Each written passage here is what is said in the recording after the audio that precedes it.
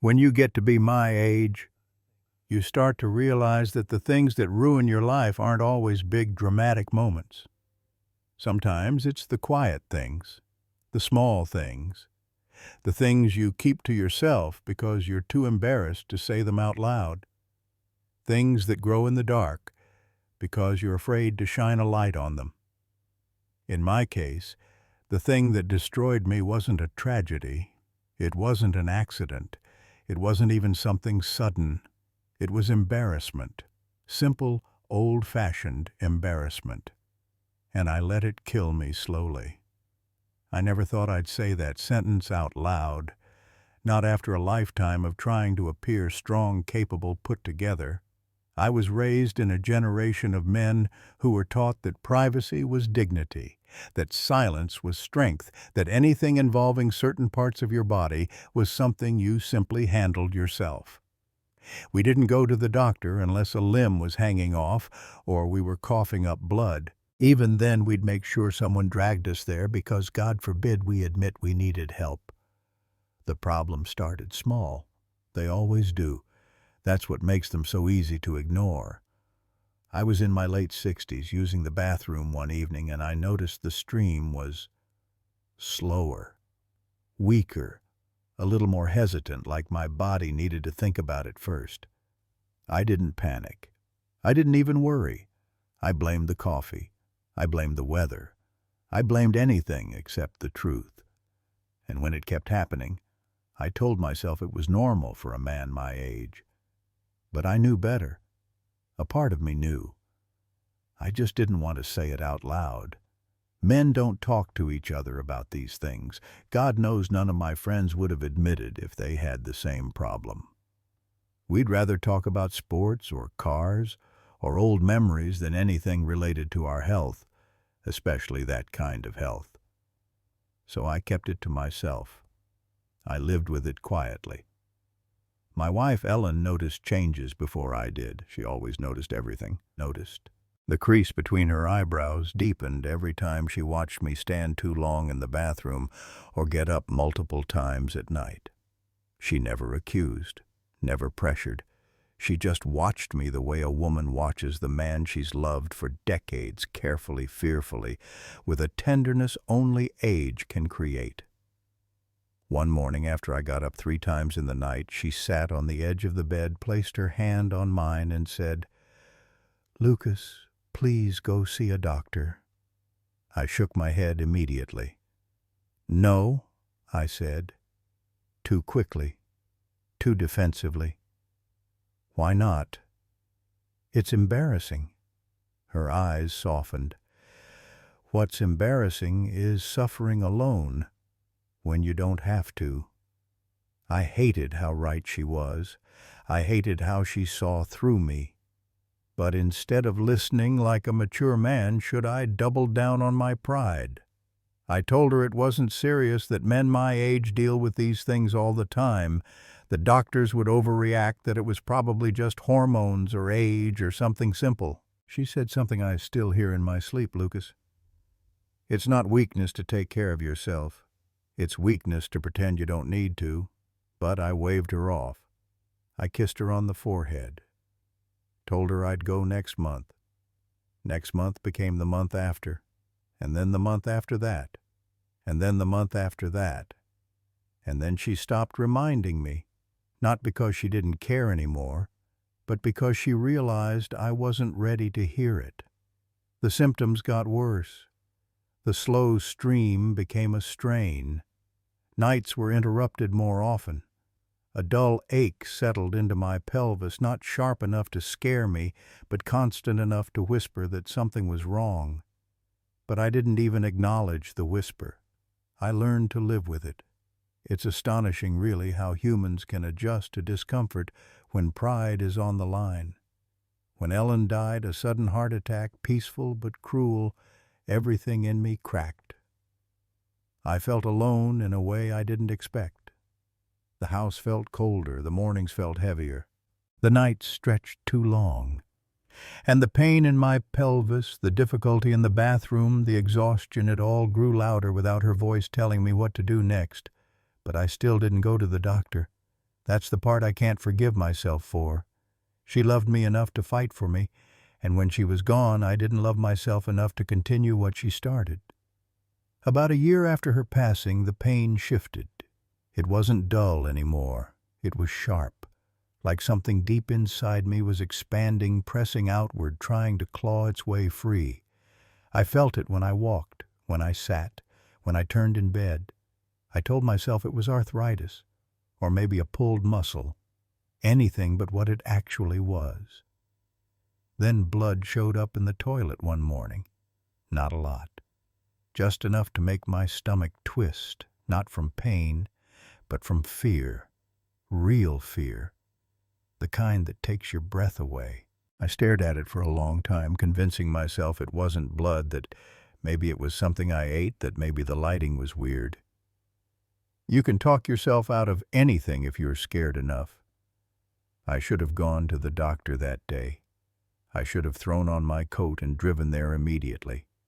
But instead I sat on the edge of the tub, elbows on my knees, breath shaking, and told myself, not today. I'm not ready. Fear is a terrible leader. It drives you, but it drives you in circles. The real breaking point came months later. I woke during the night with a pain so fierce it felt like someone had reached inside me and twisted. I grabbed the sheets, gasped, tried to stand, but my legs trembled. I made it to the bathroom, gripping the walls like a man twice my age. I stood there for nearly 15 minutes trying to urinate. Nothing came out but pain. Cold sweat dripped down my back. My breathing sounded foreign in my own ears. It felt like dying. When the pain eased slightly, I crawled back to bed and cried. I'm not ashamed to say that. I cried for Ellen. I cried for myself. I cried for all the times I should have listened, but didn't. It wasn't just physical pain. It was the pain of knowing I had waited too long. The next day, my daughter visited. She took one look at me, at the grayness in my face, at the exhaustion in my eyes, and said, "Dad, what's going on?" I tried to lie. I really did. But I didn't have the strength anymore. I told her everything. Her expression shifted from confusion to fear to heartbreak. "Dad," she said, voice trembling, "we're going to the hospital now." At the ER, they ran tests, blood work, scans, exams I had been avoiding for too many years, tests I should have done decades earlier when Ellen was still alive to hold my hand and glare at me for being stubborn. The doctor came back with a calm expression, but calm is sometimes worse than panic. Calm means practiced. Calm means familiar. Calm means this is a conversation he has far too often. He sat down, folded his hands, and said, "Lucas, you have prostate cancer." My daughter squeezed my hand so tightly I thought she'd break it. The room felt too small, too bright, too silent. The world shrank to the size of that sentence. Then he continued, "It has spread to your bones, to surrounding tissue. Stage 4, advanced, aggressive, not curable, only treatable, only delayable." My first thought wasn't, "I'm dying." It was, Ellen warned me. She wasn't even alive, and I felt her voice ringing louder than the doctor's. She had begged me to go, pleaded with me, not nagging loving enough to fight for me, and I ignored her. I ignored the one person who saw the truth before I did. The treatment began, radiation, hormone therapy, medications meant to slow what could no longer be stopped. Side effects came quickly. My bones ached, my strength faded, my appetite vanished. Nights became longer, days became shorter. Everything became heavier. I often imagine if things had gone differently. If I had gone to the doctor 5 years earlier, 10 years earlier, even 3 years earlier. Prostate cancer is treatable when caught early. It's one of the most survivable cancers if you aren't too ashamed to get tested, if you aren't too proud to let a doctor examine you, if you don't let embarrassment build your coffin for you. One afternoon during treatment, I overheard two younger men in the waiting room. One said he didn't want the prostate exam because it was weird. The other laughed and said he'd rather not know. I wanted to stand up, grab both of them by the shoulders and yell, "I thought that too. And now I'm dying." But I didn't. I just sat there with the weight of my mistakes pressing against my ribs. In the quiet moments late at night, early in the morning, I think about Ellen. I think about how badly she wanted me to care about myself. I think about how many times she tried. I think about how gently she said things I didn't want to hear.